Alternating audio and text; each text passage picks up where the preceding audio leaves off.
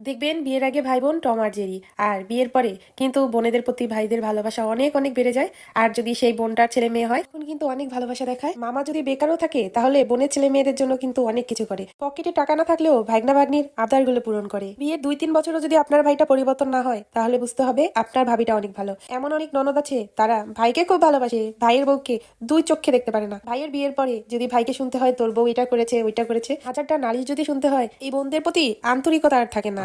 আর যেই বউগুলো দেখবেন ভাইয়ের সাথে বোনের কোনো ঝামেলা নাই, ভাইকে বলে না এইটা দে ওইটা দে, একদম কোনো চাওয়া পাওয়া থাকে না। কিছু বাড়ির বউ আছে তারাও ভাই বোনের সম্পর্কের মধ্যে একটা ফাটল ধরায় দেয়। যেই সমস্ত ননদ শাশুড়ি গুলো ভাইয়ের ব্যক্তিগত লাইফে কোনো ইন্টারফেয়ার করে না, ভাইয়ের কাছে গিয়ে ব্রেন ওয়াশ করে না, দেখবেন এরাই দোষী হয়। আমাদের সমাজে এমন অনেক ননদ আছে, অনেক ভাইয়ের বউ আছে, তাদের একটাই চিন্তা ভাবনা, ননদ মানে খারাপ, ভাইয়ের বউ মানে খারাপ। এগুলোর মতো খারাপ আর একটাও নাই। আপনাকে কোনোদিন এরা ভালোবাসতে পারবে না। এরাই কিন্তু শাশুড়ি হোক, বাড়ির বউ হোক, ননদ হোক আর যা হোক, এই 4 রূপে এরা ভয়ঙ্কর।